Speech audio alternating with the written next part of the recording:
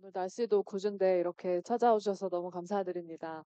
기운실 신임 이사장으로 취임하신 지형은 목사님 소개해드리겠습니다. 박수 부탁드리겠습니다. 쉽지 않은 자리 또는 제가 이거를 감당할 수 있을까 하는 마음을 가지고 이사장을 맡게 됐습니다. 전 세계적으로 보면 트럼프 현상 이런 표현을 쓰죠. 근데 한국 교회적으로 또 교회뿐 아니라 사회 정치적인 상황하고도 같이 얽혀 있는데 전광훈 소년보 현상 이런 표현도 쓸 수 있을 것 같아요. 근데 교계가 극우 근본주의 이런 그룹 때문에 갈등이 심한데 근데 그거는 말씀드린 대로 교계뿐 아니라 일반 사회까지 지금 다 얽혀 있어서 그래서 최근 들어서 좀 깊게 우리 사회 현상을 생각하는 분들이 극우 집단의 현상은 대통령 탄핵, 또 이제 헌법재판소에서 어떻게든 결과가 나오겠죠. 또 인용된다면 바로 대선이 진행되겠죠. 그런데 그렇게 인용되고 대선이 진행된다고 할지라도 극우 집단의 그거는 해결되지 않을 거다. 그러니까 미국의 트럼피즘이 형성이 되면서 이미 미국의 정치, 사회, 문화적인 하나의 강한 덩어리가 된 것처럼 우리나라도 그런 상황인 것 같다. 이렇게 우려하는 분들이 많더라고요. 아무튼 바람직한 거 아니죠. 그런 상황 속에서 이제 한국 교회가 누구인가, 또 그리스도인은 어떤 존재인가, 뭐 이런 고민을 심각하게 해야 될 상황입니다. 극우 집단이 득세하는 것은 오늘날 전 세계적인 상황입니다.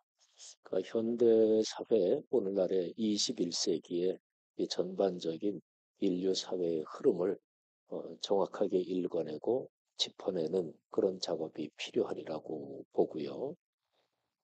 그런데 이런 상황 속에서 기독교 윤리 실천 운동 어떤 의미가 있는지 제가 이사장을 맡으면서 그런저런 생각을 많이 했습니다.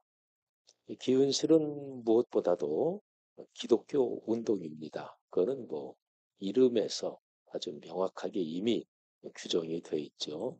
기독교 윤리 실천 운동.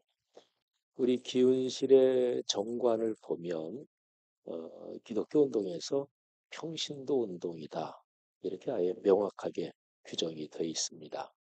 그래서 제가 총회 때 이사장으로 취임하면서 제가 목사지만 그런데 목사이기 이전에 그리스도인의 한 사람으로서 이 직무를 잘 섬기겠습니다.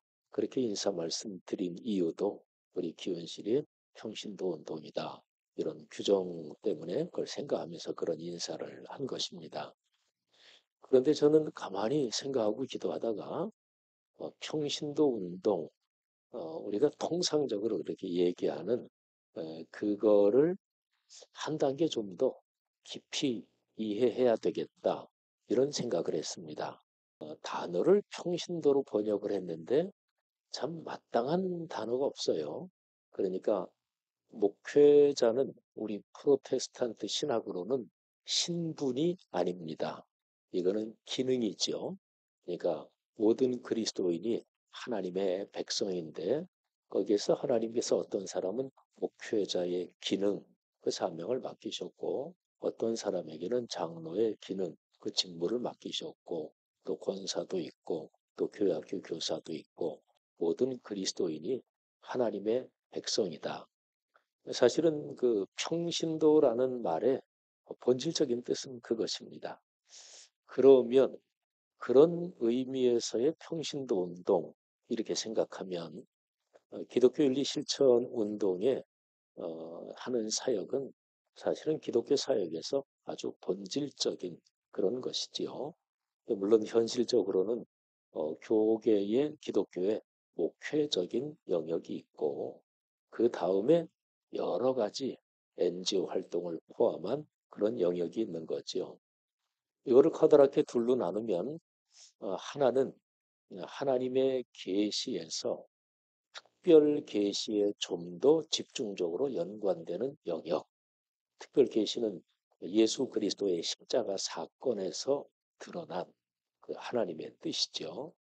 이제 거기에 더 집중적으로 연관되는 영역이 있고, 그 다음에 일반 계시, 일반 계시는 특별 계시, 십자가 사건, 복음 전도, 그 결과가 그러면 우리 그리스도인이 사는 삶의 현장에서는 어떻게 나타나는 거지? 또 교회와 그리스도인은 다 현실적으로 세상, 사회 속에서 사는데 그러면 그리스도인과 교회가 사회 속에서 존재하는 그 모습은 어떻게 나타나는 거지? 이게 이제 일반 계시의 영역입니다. 일반 계시의 영역은 저는 또 신학을 가르치기도 했던 사람으로서 다음에 네 가지는 적어도 오늘날 21세기에서 하나님의 뜻, 일반 계시에 속한다. 이렇게 생각합니다. 첫 번째가 인도적 인륜 도덕, 두 번째가 생태적 환경 윤리, 그리고 세 번째가 법치의 민주주의, 그리고 네 번째가 상생의 시장 경제입니다. 이 네 가지를 들으시면서 이미 눈치도 채셨겠지만 이 네 가지 이 개념이 아주 좁지 않고 구체적이지 않고 약간 그 분야에서 폭이 넓습니다. 상생의 시장 경제 그러면 뭐 시장 경제 그러면 자본주의 뭐 또 이런 거를 다 포괄한 뭐 예를 들어서 북유럽이나 독일에 말하자면 사회주의적인 그런 시스템이 상당히 가미된 그런 것부터 다 포괄하는 거니까 그러니까 하나님의 일반 계시의 뜻이 상생의 시장 경제다 그럴 때는 아주 구체적인 그러면 어떤 경제 체제 이거는 이제 선과 악의 문제는 아니고요. 나라마다 시대마다 또 뭐 다 좀 편차가 있을 수 있겠죠. 그런데 적어도 상생의 시장 경제는 하나님의 뜻에 속한다. 일반 계시. 법치의 민주주의도 마찬가지입니다. 뭐 의원 내각제도 있고 대통령 중심제도 있고 적절하게 뭐 이게 혼합된 형태도 있고 뭐 그거는 그 나라 문화의 전통 또 그 상황 이거에 따라 다 다르죠. 오늘날 우리 한국 사회가 1987년 이후에 말하자면 육공하고 그 헌법 또는 그 법적인 체계가 이제는 상황하고 맞지 않는다 그래서 뭐 개헌을 해야 된다 이런 얘기도 있잖아요. 그런데 개헌을 하더라도 법치 민주주의 그 틀 이거는 하나님의 일반 계시에 속한다. 뭐 이런 거죠. 환경 문제 오늘날 세상에서 환경 문제 뭐 그딴 거 신경 쓰느냐 이거는 뭐 상식 이하의 얘기니까요. 그리고 제일 앞에 언급한 문제는 인도적 인륜 도덕인데 바로 이 항목에서 기독교 신앙은 어떤 종교를 갖고 있든 어떤 철학 사상 이념을 갖고 있든 사람은 더불어 사는 존재다. 어려운 사람은 도와야 된다. 이런 기본적인 가치를 공유하는 것입니다. 이거는 로마서 1장, 2장에 나타난 말하자면 하나님을 알지 못하는 사람 속에 하나님이 양심을 주셨다. 그래서 기독교 복음이 명시적으로 전파되지 않은 시대, 뭐 아는 지역 그런 사람들은 구원받느냐 못 받느냐 그럴 때 이제 기독교적인 신학적인 대답이 그들이 가진 양심에 따라서 이게 기독교적인 대답이거든요. 뭐 예를 들면 뭐 이순신 장군은 구원 받았냐 못 받았냐 세종대왕은 어떠냐 뭐 이럴 때 그러니까 그게 이제 인도적 인륜 도덕에 해당되는 것입니다. 마지막으로 한 말씀만 더 드리면 한국 교회는 태생적으로 또 한국 교회가 복음을 전달받은 1800년대 미국의 대부흥 운동 주로 이쪽 경로를 통해서 그쪽의 신앙 스타일이 들어왔습니다. 그래서 한국 교회는 특별 계시의 가치에 강력합니다. 강력하고 집중력이 높죠. 그러니까 자기 정체성이 분명하다고 볼 수 있죠. 근데 기독교 신앙이 2000년 역사에서 건강하게 존재하려면 자기 정체성, 신앙적 정체성만이 아니라 또 하나 사회적 연관성이 건강해야 됩니다. 이게 바로 일반 계시의 가치죠. 근데 한국 교회는 특별 계시의 가치에 강력한데 그런데 상대적으로 일반 계시의 가치가 중요하고 또 일반 계시의 가치 이 영역에서 그리스도인이 어떻게 살아야 되느냐, 교회가 무슨 일을 해야 되느냐 여기에 대해서는 상대적으로 취약합니다. 이게 한국교회 약점이지요. 오늘날의 한국교회 현상을 생각해 보면 대략 그런 게 얼른 머리에 들어올 것입니다. 기독교 윤리 실천 운동은 이런 점에서 한국교회 신앙의 건강한 성경적인 신앙의 모습 또 바른 신학에 근거한 교회와 그리스도인의 실존 여기에 정확하게 여기를 생각하고 헌신하는 운동인 거죠. 아무튼 기은실 이사장을 맡아서 힘 닿는 데까지 겸허하게 또 목사이기 이전에 평신도로서 또 본질적인 평신도 운동이라는 그 의미에서 제 맡은 책무를 다하겠습니다. 그리고 기은실을 이끌어 오신 또 먼저 이사장을 지내신 바로 직전 이사장 백종구 교수님이나 또 손봉호 교수님 비롯해서 기은실에 헌신해 오신 여러 선배님들께 진심으로 감사드립니다. 네, 고맙습니다. 기훈실 조직과 활동에 대해서 간략히 소개해드리는 시간 가지려고 하는데요. 지난 10년간 핵심 표어를 잠깐 소개해드리고자 합니다. 기훈실은 정직, 책임, 정의 이 세 가지를 핵심 가치로 활동을 하고 있고요. 2015년부터 17년까지는 2014년에 그 송파구 세모녀 사건 이후에 저희가 사회 양극화에 대해서 주목하면서 양극화를 넘어 더불어 함께 살아갈 수 있는 방법들을 같이 모색하는 시간을 가졌습니다. 2018년부터 19년까지는 공동선에 주목하면서 약자를 위한 정의, 모두를 위한 공동선 어떻게 실현할 수 있을지를 저희 사업들에 녹아내려고 했고요. 2020년에서 21년은 아마 뭐 이때부터 혹은 이전부터 이념에 관련된 사회적 갈등 또 교계 내 갈등이 있었습니다. 이념을 초월한 복음에 우리가 더 충실해야 하고 사랑으로 실현하는 정의 정의를 우리가 어떻게 그리스도의 사랑으로 실현할 수 있을까 같이 고민하는 시간을 가졌고요. 그리고 최근 2022년부터 2024년까지는 공감하는 한국교회 정의로운 기독시민이라는 표어로 활동을 했습니다. 목사님께서도 이제 교회가 사회적 관계성을 어떻게 형성할 것인가 말씀해 주셨는데 너무나 공감 능력이 떨어진다라는 진단을 많이 받았기 때문에 한국교회가 약자를 향해 또 사회적 감수성을 또 기르는 그런 교회가 될 수 있도록 촉구하는 활동을 했었습니다. 그리고 올해는 환대하는 공동체, 함께 누리는 안녕입니다. 서로의 안녕을 묻기가 좀 조심스러운 시대를 보내고 있는 것 같습니다. 우리가 어떻게 정의롭고 평화로운 사회를 만들고 그 안에서 서로의 안부를 물으면서 챙길 수 있을지, 교회 공동체가 어떻게 우리 사회의 약자들을 환대하는 그런 열린 문을 가진 교회가 될 수 있을지 그런 것들을 같이 모색하고 활동을 하려고 합니다. 기훈실은 크게 4개의 운동본부와 2개의 부설기구로 되어 있는데요. 자발적 불편운동, 교회실내운동, 그리고 좋은사회운동, 청년운동 이렇게 4가지 본부와 또 청년센터 그리고 웹진 좋은나무로 활동을 하고 있습니다. 구체적으로 자발적 불편운동은 위대한 변화를 만드는 행복한 불편이라는 슬로건을 가지고 캠페인을 진행하고 또 함께 실천할 수 있는 여러 가지 실천 사항들을 제시하면서 교회와 공동체가 이 환경과 또 이웃을 돌보는 일에 함께 나설 수 있도록 촉구하고 있습니다.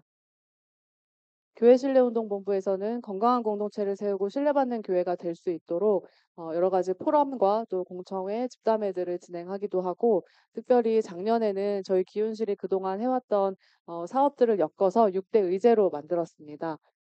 그래서 보시면 교역자 동역 합의서를 작성하는 것, 목회자 표준 사례비를 제안하는 것, 교회 민주적 운영, 목회자 은퇴와 청빙 과정, 그리고 교회 성폭력 예방, 건강한 교회 재정이라는 6가지 주제를 가지고 한국 교회 상황들을 모니터링하고 교단 총회에 참관하면서 또 캠페인을 진행하고 있습니다. 올해에도 주요 교단들에 참관할 예정입니다.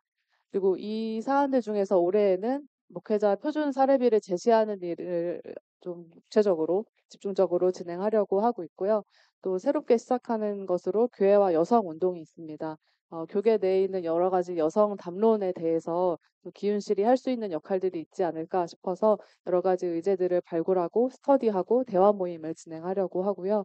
그리고 저희가 2007년부터 한국교회 사회적 신뢰도 여론조사를 실시해 왔는데 3년 주기로 저희가 실시하고 있고 2026년 1월에 실시할 예정이라서 2025년을 거치면서 교계의 상황과 또 사회적 필요, 또 교회가 사회에 어떻게 기여할 수 있을지에 대한 여러 가지 문항을 정리해서 여론조사를 진행할 예정입니다. 좋은사회운동본부는 더불어 살아가는 정의롭고 평화로운 사회를 만들기 위해서 크게 두 가지 운동을 하고 있습니다. 하나는 모두를 위한 정치운동, 두 번째는 약자를 위한 운동, 특히 이주민을 위한 운동을 하고 있습니다. 그래서 정치 이슈에 대해서 정책 제안을 발표하기도 하고 민주주의에 관련된 포럼을 진행하기도 했고 또 이주 노동자의 삶과 교회 역할에 대한 포럼도 진행을 했었고요. 네, 올해에도 민주주의 정치 이슈 대응 정치 학교를 개설하고 이주민 운동 관련된 독서 모임과 간담회 그리고 새로 시작하게 되는 기후 정의 운동. 저희가 자발적 불편 운동에서 기후 담론을 계속 다루어 왔었는데 이번에 좀 정책 관련된 모니터링도 진행하고 캠페이너를 좀 모집하고자 네, 좋은 사회 운동 안에 기후 정의 운동을 신설하게 되었습니다. 네 번째로 청년운동본부는 청년 담론을 잇고 또 세대를 잇는 역할들을 하고 있습니다. 뉴스레터를 계속 발행하면서 청년들의 관심사와 일상 또 신앙에 대한 이야기를 계속 발행하고 있고 또 저희 청년위원회가 이렇게 토크쇼를 진행하면서 유튜브에 뭐 청년과 연애, 청년과 돈, 청년과 교회 이런 주제로 영상을 올리기도 했습니다. 네, 올해에도 청년 담론들 계속 이제 교회 내 또 세대 내 던질 예정이고 3월 28일과 29일에는 청년 여행이 예정되어 있습니다. 질문과 사람 있는 여행이라고 해서 광주로 이제 저희가 기행을 갈 예정인데 많은 관심 가져주시면 좋을 것 같습니다. 그리고 부설기구로 청년센터 웨이는 2020년에 이제 신설이 되었는데요. 청년들의 자립과 도전을 위해서 동행하면서 심리 상담, 재무 상담, 또 재무 교육, 코칭 등을 진행을 하고 있습니다. 웹진 좋은 나무는 주 3회 뉴스레터나 이제 카카오톡을 통해서 교계와 사회에서 일어나고 있는 여러 가지 현안들에 대한 전문가들의 짧은 글을 칼럼이나 북 리뷰 형식으로 이제 발행을 하고 있습니다. 기운실 섬기는 사람들입니다. 이사회 이사장님으로 지영 목사님께서 신임 취임을 해주셨고 공동대표님으로 정병호 선생님, 신동식 목사님, 이상민 변호사님 네, 함께 해주시게 되었고요. 각 부서를 섬기시는 분들 확인해 주시면 될 것 같고 네, 저희 사무처장 김연아 저희 간사님들 함께 하고 있습니다. 이상으로 저희 기훈실 활동과 조직 소개 마치도록 하겠습니다. 감사합니다. 지금부터는 질문이나 뭐 의견들, 여러분의 생각들 같이 나눠주시는 시간 가지려고 하는데요. 손 들어 표해 주시면 저희가 마이크 전달해 드리도록 하겠습니다. 네, 한혜인 기자님. 네, 안녕하세요. 저는 CBS의 한혜인입니다. 아까 말씀해 주실 때 전광훈 소년보 현상 잠깐 언급해 주셨는데 이들에 대한 기훈실 입장이 정리된 게 있는지 혹은 앞으로 논의 계획이 있으신지 나눠주시면 좋을 것 같고요. 또 최근 들어 양극화가 더 심화되고 있는데 이런 상황 속에서 기훈실의 역할은 뭐라 생각하시는지 궁금합니다. 네, 전광훈 소년보 현상, 제가 그렇게 표현했는데, 제가 이제 이사장 맡은 지가 얼마 안 되기 때문에, 그런, 극우적인 근본주의적인 기독교 현상에 대해서 이미 기원실에서 입장문 발표한 거는 있는 걸로 알고 있고요. 그러니까 명확하게 반대 입장, 이런 발표한 걸로 알고 있고, 제가 얘기하고 난 다음에 우리, 조금 말씀 사무총장님이 주시고, 양극화가 가지는 그 현실적인 의미를 이제 이쪽이든 저쪽이든 극단에 있는 사람은 대화가 통하지 않는다. 그러니까 자기랑 입장이 다른 사람의 얘기를 경청하지 않고 들으려고 하지 않고 인정하지 않는다. 이렇게 되면 그건 이미 어느 쪽이든 극단의 입장에 서 있다. 이렇게 분류를 하면 될 것 같아요. 그리고 나하고는 입장이 다르고 또는 뭐 이념도 다르더라도 잘 들으면서 당신네 그 모임은 그런 의견이군요. 우리는 이런 점에서 다릅니다. 이렇게 얘기가 되면 그거는 대화가 되는 표현한다면 중도 보수, 중도 진보 이 서클에 넣을 수 있지 않을까 이런 생각이고 기현실은 세 가지 핵심 가치 정의, 정직, 책임 이 세 가지 가치는 사실은 이 양쪽 극단을 바람직하지 않다고 보고 이 가운데 영역을 넓히려는 운동이다. 저는 그렇게 생각합니다. 정광훈이나 송년보 목사의 활동이라고 해야 될까요? 그분들의 활동 중에서 이제 교계적으로도 모범이 되지 않고 사회적으로도 해야게 된다라고 생각하는 지점에 대해서는 저희가 성명서를 낸 바가 있어서 그걸 참고해 주시면 좋을 것 같고, 양극화 관련해서는 저희가 2015년부터 이제 양극화를 넘어 더불함께라는 표어로 활동했다고 말씀을 드렸는데, 그때 좀 사회 각 분야에 대한 양극화를 진단하기도 했었습니다. 뭐 교육이라든지 경제, 사회복지, 정치 여러 가지 진단을 했었고, 또 기훈실이 그걸 다 다룰 수는 없기 때문에 그중에서 뭐 청년 부채 문제를 다루면서 이제 청년 재무상담소도 이제 운영을 하게 된 맥락이 있고, 그런 여러 가지 활동을 하면서 저희가 느낀 거는 정치의 역할이 너무 중요하다라는 생각이었던 것 같아요. 그래서 모두를 위한 정치 운동이라고 저희가 활동한다고 아까 말씀을 드렸는데, 뭔가 약자들의 상황에 대한 어떤 타겟점을 정치가 마련을 해야 되고, 그런 표심들이 왜곡되지 않는 민주주의가 설계가 돼야 되는데 그런 게 되어 있지 않아서 그걸 좀 근본적인 문제로 보면서 모두를 위한 정치 운동을 하게 된 측면도 있었고, 한국 교회가 한국 사회에 있는 양극화를 해소하기 위한 여러 가지 방안들 중에 이제 올해 준비하려고 하는 거는 지역사회 이웃을 돌보는 교회인데, 아시겠지만 2026년 이제 6월, 3월인가 6월 정도가 되면 통합 돌봄 지원법이 이제 시행이 되는데, 지자체에 있는 여러 가지 그런 지원 구축망도 필요하지만 거기에 사각지대가 분명히 있을 거고, 그거를 이제 한국 교회가 가지고 있는 인적 자원이나 인프라도 많기 때문에 그것들을 잘 촘촘하게 시군 구청과 연계해서 좀 좋은 사례들을 만들어낼 수 있는 것들이 있지 않을까라고 해서 저희가 컨퍼런스를 준비하고 있습니다. 그래서 구체적으로는 그런 활동들을 하게 될 것 같습니다. 양극화에는 우선은 한국 사회에서 지금 두드러지는 이념적 양극화가 있겠고, 또 정치는 늘 대화와 타협, 또 민주주의의 원리 자체가 견제와 균형이니까, 그런데 정치적 양극화, 그러면 더 이상 정치가 작동을 못하는 상황이 되는 거죠. 또 경제적 양극화도 있고요. 한국 교회 안에 교세의 양극화, 이것도 아주 두드러진데, 사실은 전 세계적으로 신자유주의 경제가 한 40여 년 강력하게 작동하면서 발생한 전 세계적인 중산층이 무너지고 경제적 양극화, 교회도 사회 안에 있기 때문에 한국 교회의 교세의 양극화 이런 거는 그런 거하고 맞물려 있다고 저는 봅니다.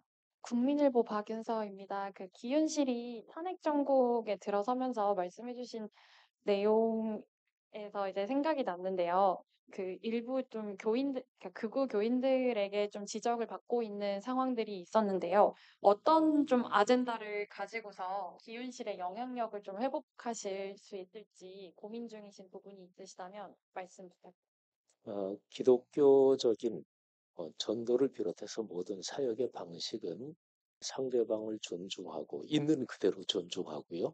뭐 그분들이 극우 이념을 가졌든 뭐라든 있는 그대로의 그분들 상황을 존중하면서 뭐 거기에 공감하고 동참하지는 않지만 그분들의 처지를 존중하면서 대화, 소통 이거를 끊임없이 해야 된다고 봐요.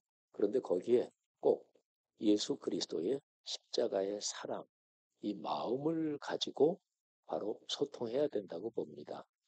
그러니까 특별히 작년 10월 27일 광화문 집회 여기에 대해서 기은실이 명백하게 반대 입장을 발표를 했는데 뭐 그것 때문에도 이게 이제 한국 교회에 좀 상당히 보수 쪽으로 강력하게 치우친 그쪽하고 갈등이 있었던 게 사실인 것 같고요. 기은실의 입장하고 있는 일이 이렇다.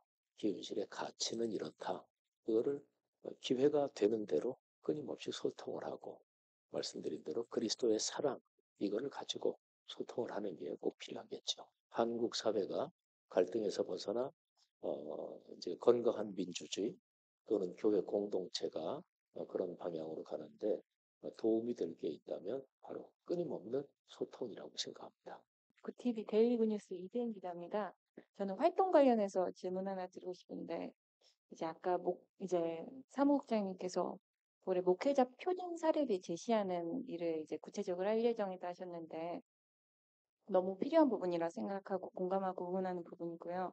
다만 이게 평신도를 이제 설득하는 부분이 큰 과제일 것 같은데 그 부분에 있어서 어떤 뭐 구체적인 뭐 활동 계획이나 아니면 그런 게 있다면 좀 공유해 주시면 좋을 것 같습니다. 네, 저희가 작년에 이제 목회자 사례비 관련된 포럼을 작년 말에 진행을 했었는데, 그때 이제 실제 교회에서 목회자를 청빙을 할 준비를 하면서 사례를 어떻게 책정해야 될지 고민하시는 그 담당하시는 집사님 두 분이 참석을 하신 적이 있으세요. 구체적인 질문으로 그래서 얼마를 줘야 되냐 이렇게 말씀을 하셨는데, 그 기준은 사실 여러 가지가 논의되고 있는 것 같아요. 뭐 공무원 뭐 몇 급 수준으로 줘야 되는지, 아니면 사회복지사 수준으로 줘야 되는지 이런 논의들이 있는 걸로 알고 있는데, 저희가 올해 그래서 좀 여러 가지 급여 테이블이라고 할까요? 그것도 좀 만들어 보려고 하고 있고, 또 설문조사를 통해서 지금 현재 전도사부터 목사까지 어느 수준으로 받고 있는지, 또 격차가 어느 정도 심한지, 뭐 지역별로, 성별로, 그다음에 직급별로 어떻게 다른지를 먼저 조사하면서 좀 현실에 맞으면서도 한국교회의 경종을 울릴 수 있는 제안들을 좀 해보려고 노력하고 있습니다. 거기에 대해서 제가 목회 현장에 있으니까 한국교회 현황을 좀 말씀드리면 어느 교단을 막론하고 모든 교단에는 차이는 있지만 그 교단 안에 있는 교회들 중에서 한 가족이 그냥 뭐 어느 정도 살 수 있는 그 정도로 목회자 사례 이거를 지급하지 못하는 교회들이 있지요. 그거를 보통은 통상적인 용어로는 미자립 교회라고 그러죠. 그런 교회를 어느 교단이고 어느 정도 이렇게 지원하는 시스템은 다 있습니다. 보통 교단 구조가 총회 산하의 장로교들은 노회라고 그러죠. 그 감리교, 순복음우리, 성결교는 지방회라 그럽니다. 그리고 감리교는 이제 총회, 지방회 그 사이에 연회라고 조직이 또 하나 있어요. 어쨌든 뭐 노회 지방회로 말하면 제가 있는 있는 그 지방에도 대략 한 50개가 조금 넘거든요. 교회 숫자가. 그런데 그 중에서 자립이 안 되는 미자립 교회가 대략 한 절반. 한국교회 교단 막론하고 절반 또는 한 60% 정도가 그런 상황입니다. 그러면 지방에 또는 노회가 있으면 거기에서 재정적으로 좀 넉넉하고 큰 교회도 있을 거 아니에요. 거기에서 작은 교회, 미자립 교회들의 선교비를 지원합니다. 큰 교회들이 이렇게 내 가지고 지방의 노회마다 상황은 다 틀리겠죠. 그래서 그 작은 교회 선교비를 지원하고 제가 알기로 성공회하고 그 구세군 여기는 완전히 목회자 사례가 딱 이게 시스템이 돼 있죠. 그래서 은퇴하고 나서도 뭐 등등. 그러니까 카톨릭하고 약간 비슷한 구조라 그럴까요? 근데 다른 교단들은 뭐 그냥 편하게 얘기하면 시장 경제의 경쟁 논리 이 구조 속에 있는 거죠. 근데 저도 한국 교회가 건강해지려면 이 미자립 교회에 대한 목회자들의 생활비가 기본적으로 지방이든 그 총회 차원에서 기본적으로 뭐 아까 이제 우리 김연아 사무총장님이 얘기하신 대로 뭐 사회복지사 수준 또는 어떤 수준 적어도 기본 그 저기 봉급 정부에서 정한 그거는 당연히 이상이어야 되겠죠. 근데 어느 정도 돼야 되느냐 이거를 꼭 해결해야 된다고 봅니다. 근데 대형 교회에서도 뭐 초대형 교회들도 있잖아요. 근데 그런 대형 교회들이 마땅히 거기에 대한 몫을 감당해야 된다. 이렇게 보고 그래야 이게 공동체잖아요. 공동체에서 제일 기본적인 사항은 먹고 사는 게 안 되면 안 되잖아요. 그렇죠? 그런 방향으로 희은실이 그런 운동을 전부터 이렇게 펼치고 있어서 제가 이사장 되기 전에도 야, 진짜 한국교회를 위해서 바람직한 일이다 생각을 했습니다. 기독신문의 현성혁 기자입니다. 오늘 말씀하신 발언들 잘 들었습니다. 이사님께서 말씀하셨던 발언 중에 좀 기억에 남는 부분들을 가지고 좀 질문을 드리고 싶은데요. 이사님께서 특별 계시와 일반 계시에 대해서 얘기를 해주셨습니다. 물론 이제 좀 더 포괄적인 개념이 들어가겠지만은 뭐 제가 받아들였을 때는 특별 계시는 뭐 복음 전파, 일반 계시는 사회적 선행이라고 가정했을 때 이 둘은 분리가 될 수 없다. 같이 가야 된다. 그렇지만 한국교회가 지금 일반 계시, 그러니까 사회적 선행에 대해서 지금 취약하다라는 문제점을 짚어주셨어요. 근데 이제 이 둘을 조화롭게 실천해야 된다고 생각해요. 지금 기훈실이 사실 이제 사회적 선행, 일반 계시를 위해서 나아가고 있지만 우리 한국 교회가 지금 말씀해 주신 양극화와 사회적 문제 이런 갈등 속에서 사회적 선행이 조금 더 낮아지고 있는 그런 현실인 것 같아요. 그런 상황 속에서 이사장님께서 조금 더 어떤 식으로 이런 해결책들을 가지고 있는지 그런 것들을 조금 듣고 싶고요. 그리고 더 좋았던 문트 중에 하나가 평신도 운동에 대해서 조금 확장된 개념으로 규정을 해주셨어요. 그러니까 제가 들었을 때는 목회자와 평신도의 경계를 넘어서 그 이전에 우리 모두는 그리스도인이 하나님의 백성이라는 관점에서 이런 운동들을 이어나가야 된다고 강조해 주셨는데 그렇다면 지금 기훈실의 사역들을 넘어서 목회자와 평신도의 경계를 허물 수 있는 어떤 운동이나 아젠다나 이런 것들이 있는지 아니면 기존의 사역들을 뭐 확장을 시킨다든지 좀 이런 비전들이 이사장님의 머릿속에 어떤 것들이 있는지 좀 듣고 싶습니다. 네, 우선 제 모두 발언을 칭찬해 주시고 공감해 주셔서 아주 감사하고요. 자, 제가 기자분들하고 간담회 하면서 아무래도 이런 대답을 드려야 될 상황은 분명히 있을 것 같아서 제가 종이 한 장을 일부러 갖고 왔어요. 종이 한 장을 제가 한번 접어 보겠습니다. 이 종이를 우리 기독교적인 가치, 말하자면 기독교라는 어떤 현상, 사회적으로 말하면 하나의 종교 현상이죠. 근데 기독교라는 진리, 우리가 있는 성경에 근거한 뭐 우리의 삶의 영역 이거를 이 종이라고 생각하세요. 그런데 제가 이제 종이를 여러 번 접겠습니다.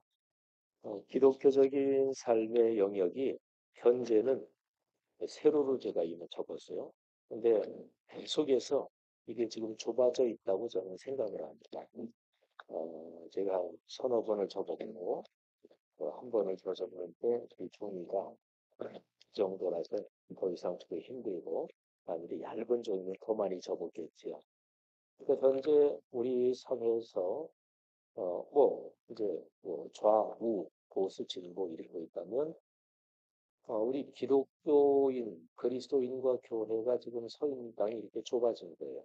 그래서 그리스도인들 중에서, 교회들 중에서 어떤 거를 하려고 하면 여러분들이 보시는 방향에서 뭐 우쪽, 일로 금방 떨어지고, 또는 좌쪽으로 금방 떨어지고, 그래서 일반 정치하는 분들은 여론을 먹고 살고 표를 먹고 사는 거잖아요.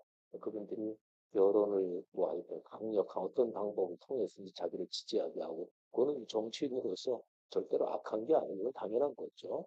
또 표를 얻으려고 애써 노력하는 거. 그리고 나에게 표를 줄 수 있다. 그러면 뭐 기독교, 불교, 천주교 또는 뭐 신천지 또는 사회 어떤 집단하고도 다 뭐 손을 잡고 정치인 자체로 부덕은 아니라고 저는 봅니다. 기본적으로, 객관적으로. 그런데 기독교는 정치하는 사람이 좌든 우든 제일 이용하기 쉬운 그런 집단이 아닌가, 현재 상황으로. 근데 이거는 기독교적인 영역이 이렇게 좁아진 거예요. 그래서 다른 사람들하고 얘기할 때 기독교인은 거의 많은 부분에 그냥 우쪽, 보수 쪽 또는 극우 또는 뭐 좌쪽 이렇게 이제 떨어진다 이렇게 보는 거예요. 자기 땅을 잃어버린 거예요. 그러니까 성경의 가치관에 근거한 자기 땅을 현재 오늘날의 한국교가 잃어버렸다. 그러면 이렇게 된 거를 다시 이제 펼쳐야죠. 다시 이렇게 펼쳐가지고 그래서 자기 땅을 찾아야 된다고 봐요. 그래서 이렇게 성경에 근거한 가치관, 이게 말씀드린 대로 개인 핵심은 특별계시, 그리고 특별계시는 특별계시에 예를 들어서 복음전도, 예수 그리스도의 신앙이 진지하다. 그럼 진지하지 아닌지 어떻게 알 수 있지? 그러면 그게 알 수 있는 현상이 일반 계시의 영역인데, 예를 들어서 특별 계시에 난 진짜로 예수님 사랑한다 그럴 때 어떻게 알아? 한번 증명해봐. 나 예배 꼬박꼬박 빠지지 않아. 나 11조 내. 그리고 나 진짜로 교회에서 시간 많이 보내. 그거는 증명하는 방법이 아닙니다. 그거는 그냥 종교 현상 그 자체지. 그러면 나 진짜 하나님을 사랑해. 그런 게 사회적으로 인식이 되는 거는 저는 그게 이제 일반 계시의 가치라고 보는 거죠. 그러니까 이렇게 성경에 근거한 특별 계시가 핵심 심장이고 거기에 따라서 드러나는 일반 계시의 유형들 이게 다시 넓어져야 됩니다. 그래서 정치 여든 야든 이념적으로 우쪽이든 좌쪽이든 아유, 우리 집에 한번 오세요. 초대해서 이 마당에서 얘기를 해야 되는 거죠. 저는 뭐 이 마당으로 초대해서 아유 난 그쪽 집은 놀러 안 간다. 그럼 아유 그럼 제가 놀러 갈게요. 그래서 그쪽에 놀러 가서 얘기하더라도 우리 마당이 이만큼 있으니까 그래서 이 기독교적인 가치의 마당이 얼마나 아름다운지 그 사람들이 알아야 되잖아. 그런데 제가 이렇게 종이를 펼쳤는데 오늘날 상황은 아까 좁힌 것처럼 이 정도 상황이 아니라 어쩌면 더 심한 상황 아닌가. 이게 세로로 찢어지는 혀를 갖고 있어요. 근데 이게 전부 다 이렇게 분절되어 있지 않은가. 이런 생각까지도 합니다. 근데 어쨌든 이거를 다시 분절되어 있다면 다시 붙여야 되겠죠. 현재 분절되어 있는 게뭐 현상적으로 맞겠죠. 우리 교계 안에 진짜로 야 오늘날의 이 상황이 되니까 트럼피즘 뭐 이런 거 해서 우리나라도 막 그 포퓰리즘 뭐 극좌도 또 있었다고 볼 수 있겠고 그런데 이런 상황이 되니까 야 한국이가 분절 갈라져 있구나. 그러면 다시 붙여야 되겠죠. 예수 그리스도의 복음의 의미가 뭐지? 복음은 사회적으로 인식되는 것에서는 특별계시의 영역 말고 다른 데서 나타날 수가 있는가? 저는 이제 없다고 보는 거죠. 그러니까 이런 식으로 다시 그래서 구체적인 방법은 저는 두 가지입니다. 하나는 66권 성경에 한국교회가 진짜 진지하냐? 저는 아니라고 봐요. 저는 현장에 있는 목사니까 목사들 세계는 제가 제일 잘 알겠죠. 우리 여기 목사님 계시니까 이분도 조금 잘 알 텐데 조 교수님보다는 제가 더 잘 압니다. 조 교수님은 목회 현장에 직접 있잖아요. 학교에 계시니까 그 목회 현장은 제가 제일 잘 압니다. 그러면 그 바닥에 있는 사람이 그 바닥에 눈 가리고 아웅하는 것도 제일 잘 알아요. 제가 잘 알잖아요. 근데 한국교회 목회자들, 한국교회 신앙이 좋다고 하는 사람이 66권 유일하고 완결된 하나님의 말씀이 이 계시의 말씀에 진지하냐? 저는 그렇지 않다고 봐요. 그러니까 그 중심이 아니니까 이런 현상이 나타나는 거죠, 오늘날. 그러니까 방법은 첫 번째, 66권 성경으로 돌아가야 된다. 2000년 기독교 역사에서 기독교가 약해지고 병들고 타락할 때마다 신앙의 선배들이 외쳤던 얘기거든요. 근원으로 돌아가자. 그는 성서의 말씀이죠. 적어도 10년 정도는 한국교회가 목숨을 걸고 성경이 뭘 말하느냐. 내가 성경을 어떻게 이용해서 내 이념, 내 주장, 내 이익을 강화시키느냐. 이거 말고 성경을 이용해 먹는 거잖아요. 그러지 말고 성경을 통해 하나님이 말씀하시는 게 뭐냐. 그걸 듣는 거죠. 한 10년 정도는 그렇게 가면 길이 보이겠다. 이런 생각. 기은실은 복음 전도 운동 단체는 아니에요. 각 NGO는 다 NGO의 사명이 있잖아요. 기은실은 우리 3대 가치를 중심으로 아까 사무총장님 말씀한 이런 게 이제 기은실의 가치의 이제 정관의 근거에서 이제 하는 거죠. 그러니까 기은실은 복음 전도 운동 단체는 아닌데 기은실이 펼치는 일반 계시의 가치의 근원 이것이 복음 전도를 강화하는 결과를 낳겠다. 저는 그렇게 생각을 합니다. 그래서 기은실에서도 성경, 이 성서에 집중하는 그런 것도 청년들이고 세대별로 그런 것도 할 수도 있겠죠. 어쨌든 한국교회 전체적으로 첫 번째가 크고 그리고 두 번째는 이제 이미 제가 이제 가지고 있는 구상 또는 이 전망 그런 거를 기자분들이 이제 이해하셨을 텐데 두 번째는 아주 디테일한 부분에서 끊임없이 기독교적인 가치에 대해서 얘기하고 토론하고 그러는 겁니다. 경제 구조로 말하면 우리 한국의 기윤실 안에도 탁월한 경제학자들, 한국의 그리스도인 중에서 세계적인 경제 구조도 다 보는 학자들이 많잖아요. 그 현장에 일반 기업의 전문가들, 무조건 돈을 많이 버는 거 이것만 지상 목표로 삼는 기업가들 말고 크리스천 기업가 중에서 나는 돈 벌어서 하나님을 위해서 또 인류를 위해서 일한다. 이런 분들이 있잖아요. 그럼 그런 분들하고 같이 과연 오늘날의 21세기 4분의 1을 지나고 있는 인류가 앞으로 어떻게 먹고 살아야 될지 신자유주의는 더 이상 작동하지 않고 있는 거잖아요. 이미 트럼프가 이제 미국 우선주의 하면서 그러면 앞으로 지나간 40여 년 또는 더 크게 전 세계 힘의 균형으로 보면 2차 세계대전 이후에 지금까지 왔던 이 힘의 균형 구도도 이게 더 이상 작동하지 않을 것 같고 그럼 어떻게 되지? 경제는 특별히 그러면 전 세계 경제 시스템이 어떤 시스템으로 돼서 인류가 먹고 살아야 되는 거지? 그 결과는 어려운 사람 도와야 된다. 더불어 같이 살아야 된다. 이런 게 큰 방향 틀이 되겠죠. 그거는 기독교적인 가치죠. 그러니까 기운실이든 또는 어떤 우리 기독교적인 영역에서 경제 구조에 대한 아주 심도 있는 토론. 필요하면 뭐전 세계 요즘은 오고 가지 않아도 온라인으로 여러분 간단하니까 전 세계 기독교적인 가치를 가지고 있는 또는 기독교적인 가치가 아니더라도 인도적 인륜 도덕 상생의 시장 경제 이런 큰 틀 생각을 가지고 있는 분들하고 같이 해서 그런 걸 찾아가는 거죠. 경제에 대해서만 얘기했지만 모든 게 다 마찬가지죠. 뭐 정치 구조, 권력 구조. 우리나라는 지금 그거 금방 이제 이거 어떻게든 논의해야 될 상황이고 큰 틀은 성경으로 돌아가야 됩니다. 또 하나는 구체적인 인간 삶의 문제에 대해서 진지하게, 심도 있게, 그리고 서로 배우고 토론하고 그런 소통이 끊임없이 하고 그다음에 소통보다 반드시 행동이 있어야 된다. 이렇게 생각합니다. 여기 대답은 길었네요. 미안합니다. 저는 기독교 신문 기자 노영현이라고 합니다.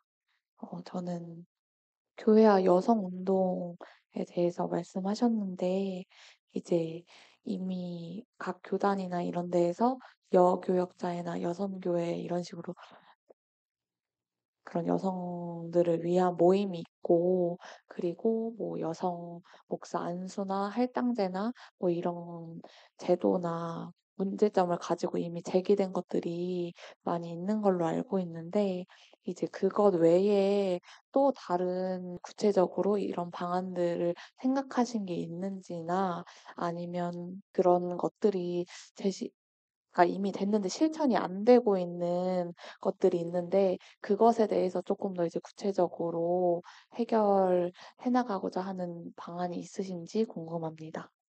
네, 총장님 먼저 잠깐 말씀해 네. 주시고, 예.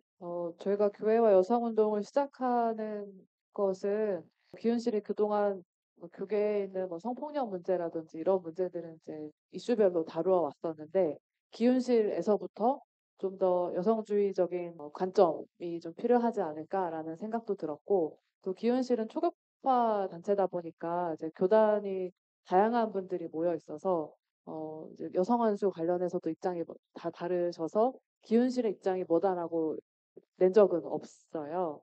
그렇지만 저희가 계속해서 시대적인 필요라든지 여성들이 가지고 있는 필요라든지 이런 거를 좀 청취할 필요가 있고 아까 말씀드린 것처럼 저희 내부에서도 어느 정도는 공부하고 대화하는 자리가 필요하지 않을까 해서 저희가 스터디를 먼저 시작을 하려고 하고 있고 구체적인 운동 방식은 그 이후에 좀 정해지지 않을까 싶습니다. 이번에 기훈실 이사장을 맡게 되면서 가만히 이제 정관도 보고 또 기원실 활동 나름대로 이렇게 보고 근데 생각했던 것보다 기원실이 상당히 폭이 넓구나. 그런 걸 저는 이번에 쭉 들여다보면서 그러니까 신앙의 편차가 기원실에 아주 보수 정통 신앙부터 그리고 사회 참여적인 어떤 진보적인 편차를 가진 이런 신앙이 근데 상당히 편차가 넓구나. 제가 생각했던 것보다 더 넓더라고요. 그래서 저는 기운실이 어떤 활동을 하든지 간에 그 활동을 해나가는 과정에서 계속적인 대화, 소통, 토론 또는 검증 또는 연구 이런 것이 기본적인 방법으로 늘 작동이 돼야 된다. 저는 그렇게 생각합니다. 네, 뉴스엔저의 안기도 기자입니다. 탄핵 정국이 마무리되면 대선을 다시 할 가능성이 크다고 보여지는데 그렇지 않더라도 향후 이제 대선이 있을 텐데 뭐 소년보 정광훈 목사뿐 아니라 그 교회에서 과도한 정치 참여나 아니면 이제 유착을 시도하는 목회자들에 대해서 기윤실이 향후에 어떻게 대응하실 생각인지 그리고 이제 기윤실이 과거에도 이제 목회자들의 정치 참여 관련해서 여러 활동을 한 걸로 알고 있는데 그것들을 이어서 하시는지 추가로 뭐 준비하시는지 궁금하고요. 두 번째로 기성도 전 총회장이셨던 만큼 관련 질문 하나 드리고 싶은데요. 그 최근에 그 징계 위기 있었던 그 서울시인데 박영식 교수가 그 사과문을 발표하고 그 유신재란원을 관여하지 않겠다, 뭐 청주신학 측 사용하지 않겠다 이렇게 했는데 그런 학문의 자유나 양심의 자유가 침해받고 있는 상황에 대해서 어떻게 생각하시는지 궁금합니다. 넓은 의미로 교회와 교회의 정치 참여 이거를 전통적인 얘기로 말하면 독일어로 표현하면 트론 운트 알타 이건데 트론은 왕좌를 말합니다. 알타는 교회의 재단, 교회를 말하죠. 그러니까 세속적인 정치권, 왕권하고 교회의 말하자면 신앙적인 이 권한 이 두 개가 어떻게 되느냐. 이건 기독교 2000년 역사 동안 계속되어 온 문제예요. 현대적인 법치 민주주의 국가에서는 정치와 종교는 분리된다. 이거는 기본 대원칙입니다. 저도 물론 거기에 찬동하고. 근데 제가 이제 목사로서, 이제 목회자로서 제가 41년째 살아오는 중인데, 근데 저는 목회자로서 살아오면서 공적인 목회자 입장에서 구체적인 정치 사안에 직접적으로 그렇게 개입한 적은 한 번도 없습니다. 근데 이번에 작년 12월 3일에 대통령의 비상계엄 선포, 그거는 뭐 상식 있는 국민이면 누구나 봐도 이거 위헌적이다, 위법적이다. 뭐 그랬고 저는 12월 3일 비상계엄 선포 바로 뒤에 첫 주일에 대놓고 설교했어요. 이거는 뭐 민주적인 가치 위배된다 그 정도가 아니라 하나님의 뜻을 정면으로 거스른 거다. 그거는 아까 저희가 이제 목회자로서 신학자로서 근거는 법치의 민주주의가 일반 계시의 가치에 들어간다고 했잖아요. 이거는 법치의 민주주의를 대놓고 짓밟은 거다. 그래서 비상계엄 선포는 하나님의 일반 계시의 가치에 정면 충돌하는 거다. 그래서 제가 그거를 그렇게 설교했어요. 하나님의 뜻에 배치된다. 그런데 그 목사가 얘기 안 하면 안 되는 거잖아요. 그래서 저는 바로 그 다음 주일 설교에서 그 얘기를 했고요. 그러니까 원리는 제가 이야기는 이랬습니다. 공교회가 그 공교회는 공교회적인 입장을 가진 목회자도 포함이 됩니다. 공교회가 구체적인 정치 사안에서 직접적으로 개입하는 것은 바람직하지 않다. 근데 공교회 말고 NGO 시민단체 뭐 표현을 어떻게 하든지 기독교적인 여러 단체들 이렇게 나누면 공교회가 구체적인 정치 사안에서 직접적으로 개입하는 것은 이거는 하면 안 된다. 기본적으로는. 근데 공교회가 판단할 때 하나님의 계시의 가치에 반한다. 그러면 공교회도 거기에 대해서 얘기를 해야 된다고 보고요. 근데 공교회 말고 기독교적인 사회 단체들은 설립된 그 영역 취지에 맞게 당연한 일이죠. 늘 개입하고 개입 자체가 아니라 그 안에서 활동을 하는 거죠. 그러니까 기훈실이 정치 문제에 대해서 얘기한다. 이건 당연하다고 저는 봅니다.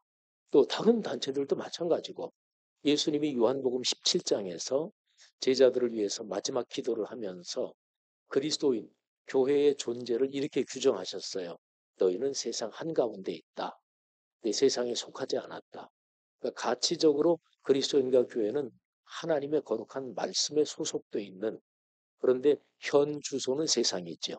그래서 세상에서 진리의 말씀으로 세상을 변화시키고 세상에 물들지 않고 이렇게 얘기했거든요. 그러니까 이제 모든 사회단체들은 당연히 이 세상 한가운데서 사는 거죠.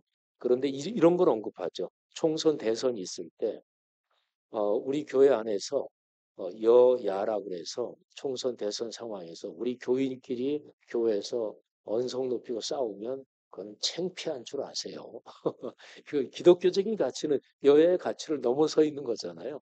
그리고 성경에 진보적인 이념도 있고 보수적인 이념도 있고 다 있습니다. 그러니까 성경은 이거를 같이 끌어안고 가는 겁니다. 그런 얘기는 하죠. 또 투표하는 것이 그리스도인으로서 마땅한 일입니다. 이런 것도 하고 교단이 어떤 성명서를 냈다. 이건 공교의 입장이죠. 또 어떤 개별교회 목사가 공적인 설교로 어떤 얘기했다. 이것도 공교회적인 입장에서 얘기하는 거죠. 그러니까 이런 데서는 기본적인 가치에 대해서는 얼마든지 당연히 얘기할 수 있죠. 상황에 따라 다르긴 한데 기본적인 원칙은 공교회적인 입장에서 구체 정치 사안에서 직접적으로 개입하는 것은 바람직하지 않다. 저는 그렇게 보고요. 서울신대 박영식 교수 문제 말씀 물으셨는데 박 교수 개인의 문제나 성결 교단의 문제가 아니라 한국 신학계 문제, 한국 교계 문제 또 일반 학계까지 포함한 학문의 양심 권리 또는 양심적인 정당한 어떤 자기 의견 표명 이런 것까지 다 연관이 돼 있어요. 이런 상황에서 박 교수가 교단 신문에 사과문을 내니까 박 교수를 지지했던 이 밖의 사람들이 그럼 우리는 뭐가 되는 거냐 이런 건데 교단 내부의 상황을 보면 사람은 누구나 관계 속에서 존재하잖아요. 근데 박 교수 입장에서는 이제 교단 외부에서 나오는 뭐 페이스북이나 이런 얘기들에서도 아유 박 교수가 오죽하면 그랬겠냐. 교단 내부의 인간관계로 교단 내부에서 더 이상 불거지진 않고 일단락 시키려는 마음일 거다. 이렇게 쓰신 분도 있더라고요. 근데 일단은 그렇게 봐주시면 돼요. 그러니까 박 교수가 유신 진화론 이거 하나님 앞에 이단입니다. 죄송합니다. 제 입장을 바꿉니다. 그건 아니고요. 예. 그래서 거기에서 학교 측에서 아주 집요하게 요청을 했는데 창세기 1장에서 말하는 창조론에 위배되는 유신 진화론은 가르치지 않겠습니다. 그러니까 창세기 1장의 창조론이 뭔지 해석을 해야 될 거 아니겠어요? 좀 부끄러운 얘기지만 우리 교단에서 창조론에 대해서 성결교단의 입장이 이런 거다. 신학적으로 정리된 거 없습니다. 없고 그러면 학교 학자라는 사람들이 그 학교에서 근데 학교고 이건 교단도 아니고 이단으로 정지하려면 학문적으로 토론을 해야 되잖아요. 근데 그것도 없이 그냥 밀어붙이고 그래서 사과문을 내면서 학교 측에서는 더 이상 거기에서 문제 삼지 않겠다. 이렇게 된 거고 그다음에 아마 조만간 학교 측에서 총회로 고발을 했으니까 학교에서 이단성이 있다. 고발도 이사회 결의해서 아마 취하지 않을까 싶고 근데 하나 남은 거는 이대비가 남았습니다. 전국 56개 모든 지방의 정기총회가 2월 달에 열리게 법에 돼 있어요. 다 끝났죠. 이제 2월이 지났으니까. 근데 전국 56개 지방회에서 2개 지방회가 이단 사이비 대책위원회에서 바뀌어서 이단으로 결정한 거 총회에서 다뤄서 최종 확정해라.